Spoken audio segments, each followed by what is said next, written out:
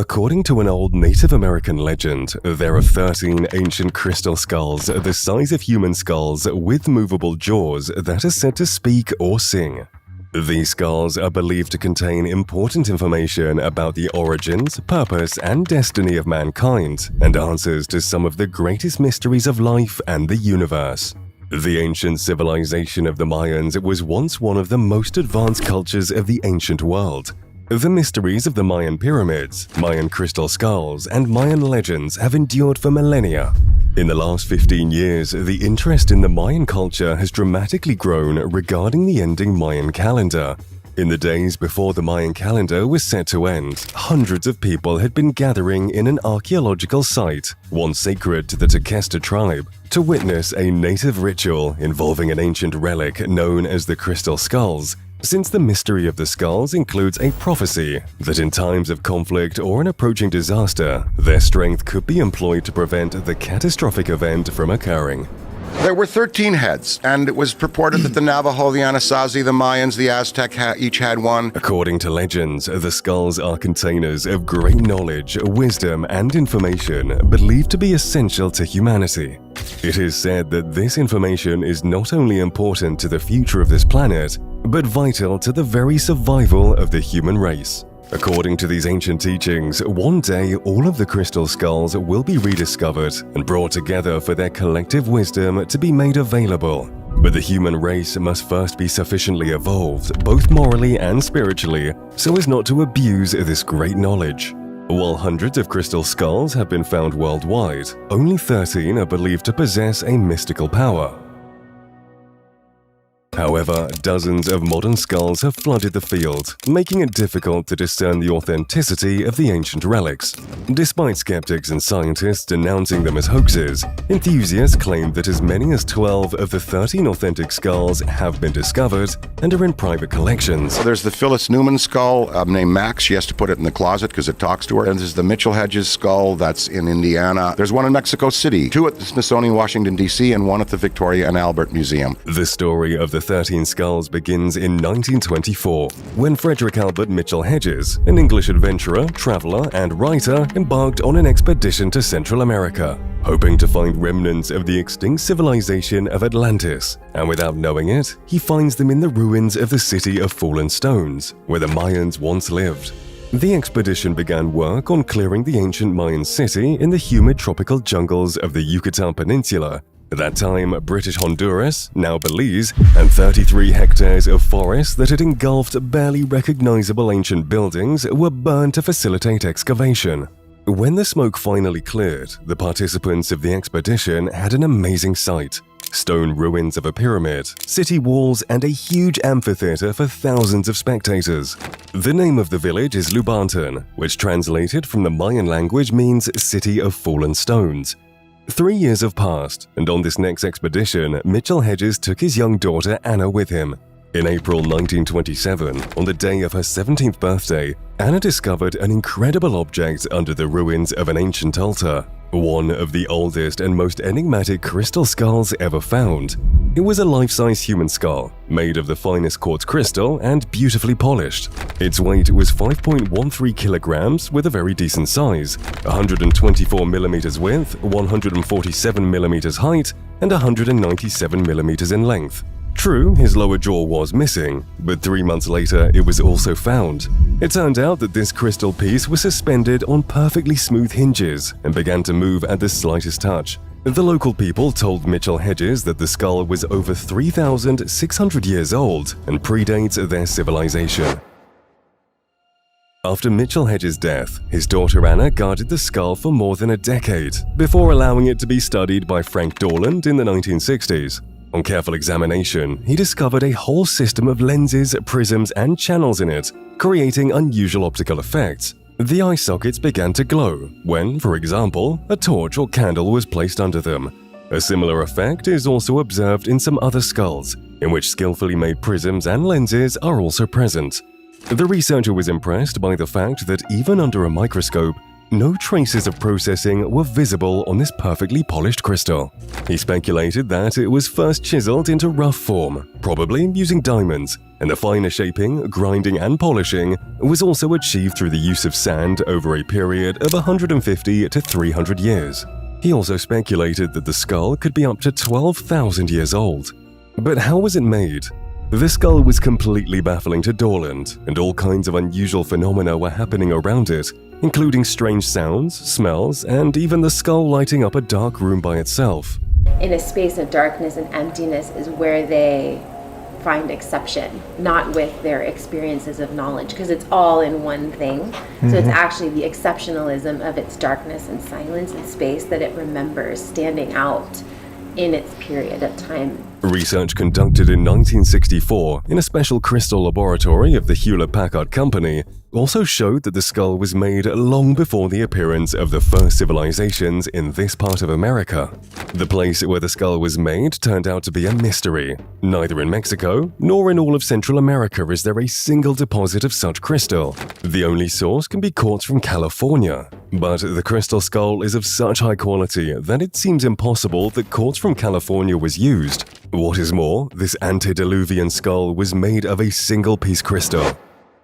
So, the findings of these analyses suggested that it was almost impossible for a human being to make the skull, and laboratory tests tell us that it is impossible to duplicate it with modern equipment. So, perhaps the crystal skull was not made by humans at all. Then who created it? Native American tribes have stories about crystal skulls being left behind by their ancestors, and according to legend, the original 13 skulls will reveal sacred knowledge of the gods when they come together to form a global grid. The Native American myths say that there are 12 inhabited planets, and each crystal skull contains the information from one of these planets, including Earth. The 13th skull contains the knowledge of all those planets and serves as a backup. The crystal skulls are believed to be thousands of years old, and some may have extraterrestrial origins. Knowing that in Mayan mythology, extraterrestrial encounters are said to have played a role in their history, we should raise the question, is the Mitchell Hedges skull an ancient extraterrestrial relic? They were found at different times in history around the world. How do you go and seed? How do you deposit them? The origin of the so-called authentic crystal skulls have been a topic of debate for many years. Museums in London and Paris displayed these skulls as genuine Mesoamerican religious relics in the late 19th century. However, mainstream scientists argue that they are all modern creations and cannot be dated accurately due to the absence of radioactive elements in quartz crystal. Some experts even suggest that modern tools were used to create them, while others believe that ancient civilizations had sophisticated tools to make them.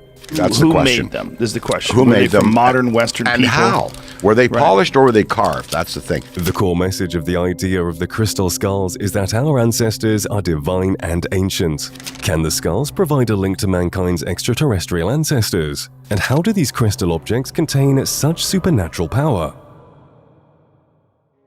In Melanesia, Oceania, there are tribal legends about twins and a powerful spirit in a crystal skull. According to their mythology, their tribe was founded by a white man and a black man who are twins. Melanesia is home to various classifications of spirits, including ancestral spirits that relate to a particular group's creation story or recently deceased ancestors. The concept of spiritual energy is not limited to people, but also extends to places, objects, plants, and animals. The idea is widespread throughout the South Pacific, where anthropologists refer to the supernatural force as mana. The people in Melanesia hold objects with ancestral spirit energy in high regard and believe that they possess magical power. According to some, the power comes from ancestral sources, and the older the ancestors, the greater the power. These objects are incredibly important to the people in all aspects of life, such as warfare, hunting, gardening, fishing, and other activities beyond human control. It is believed that if these objects are accessed correctly and permission is sought, they can pre-kill an enemy before a battle. Some crystal skulls are known to be used for divination, whereby someone contacts an intelligence that is resident within the crystal skull. Can objects like crystal skulls indeed be possessed by otherworldly spirits, as South Pacific Islanders believe? What do the indigenous people say? They say they found them? The Navajo say they came from the Star Children, that they were brought down and deposited and given to them. In 60 AD, Roman soldiers conquered the last strongholds of the Druids, a group of mystics and priests who had been around since the dawn of European civilization. Despite the fact that most of what we know about the Druids comes from their enemies, the Romans, it is clear that the Druids were important leaders and social organizers for the Celtic tribes. The Druids were believed to have many powers, including the ability to hold mystical knowledge, a philosophy of reincarnation, and the use of crystal for telling fortunes and performing ecstatic mystical rituals. The Scottish Highlanders refer to these crystals as stones of power. Crystal balls, which were used by seers in more recent times, allowed individuals to slip into a trance state to access information from the gods or spirits. There are theories that ancient cultures accessed other dimensions through crystal objects, and the crystal's unique lattice structure is believed by some to have an other-dimensional quality. The great inventor and scientist Nikola Tesla himself talks about crystals, saying that, in a crystal we have clear evidence of the existence of a formative life principle, and though we cannot understand the life of a crystal, it is nonetheless a living being. Crystal's ability to communicate interdimensionally could explain why people have used crystal balls throughout history to predict the future or look into the past. It is intriguing to consider that ancient people were aware of the importance of crystals and their high-tech qualities. Some speculate that these high-tech objects may have been used by ancient people or brought to us by extraterrestrials, allowing them for interdimensional communications and assistance. But could this extraordinary power also be used for more sinister purposes? Tibet is known as one of the most ancient and wise cultures of our world. In March 1959, as the Chinese invaded Lhasa and numerous attempts by Tibetans were made to flee the landlocked country through the high mountain peaks of the Himalayas, a life-threatening route full of perils from the forces of nature and risks of punishment from communist China, the Dalai Lama himself and a small group of High Lamas fled into the treacherous Himalayan mountains, risking imprisonment, torture, and even death to make the 14-day trek to Nepal. According to reports, they hand-carried with them a 22-pound crystal skull named Amar.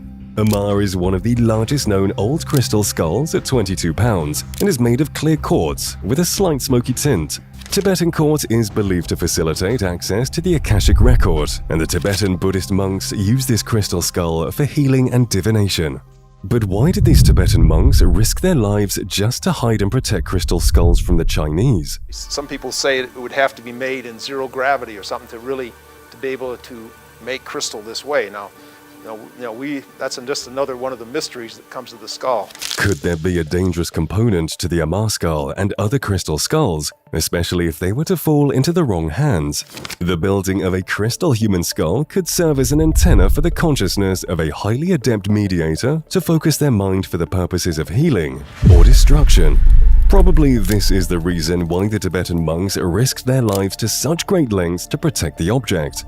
In March 2011, a 20-pound crystal skull was found at the former home of a high-ranking Nazi SS officer in Bavaria, Germany. It is believed that the skull belonged to Heinrich Himmler, the notorious Nazi leader responsible for overseeing the extermination of millions of people during World War II. The Nazis were known to be obsessed with ancient and extraterrestrial knowledge, including the power of crystal skulls, and believed that possessing them would grant them incredible powers. Hitler himself was a strong believer in the occult and led numerous expeditions around the world in an attempt to possess all such relics and artifacts, hoping to use their powers to turn the tide of the war in the Nazis' favor.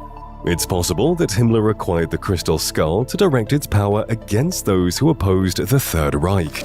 The legend surrounding crystal skulls suggests that they have the ability to transform the intention of a human being, making them a powerful weapon that can be used for good or evil. So, the question remains whether Himmler used it to exert his will over others.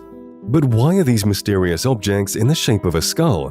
The skull shape, fashioned in the exact form of a human cranium, may hold an energetic quality and represent the eminence of the soul upon death. In Tibetan Buddhism, the skull symbolizes the transcendence of death and the impermanence of life.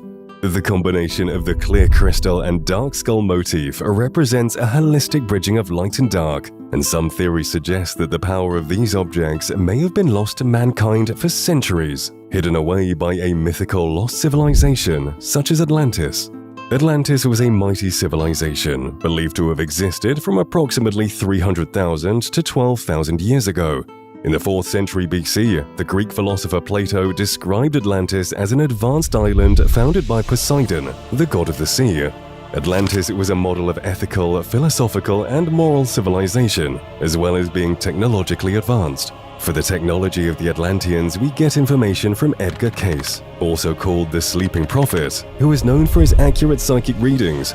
According to him, Atlanteans had great crystals that condensed light in a particular way and sent energy out to outlying home devices, as well as to ships or vehicles moving in the air, the water, and even in the earth. Their technology was not limited to transport crafts, but also included photography at a distance, reading inscriptions through walls at a distance, overcoming gravity, and so on. Other sources mention that the Atlanteans also had vehicles with which they could travel into outer space. These vehicles seem not to have been made by the Atlanteans themselves, but by extraterrestrials with whom the Atlanteans had connections. Atlanteans used crystal objects as a means of harnessing energy and storing important information, including skulls. The priests of Atlantis are said to have deposited ancient relics and sacred knowledge into crystal objects, possibly including the skulls. We know that there were 12 tribes in Atlantis. Could it be that each one of them carried a crystal skull? According to the legend, Atlantis disappeared thousands of years ago, sinking into what is now known as the Atlantic Ocean. But if it existed, it is possible that some of its citizens survived, possibly with crystal skulls among their possessions.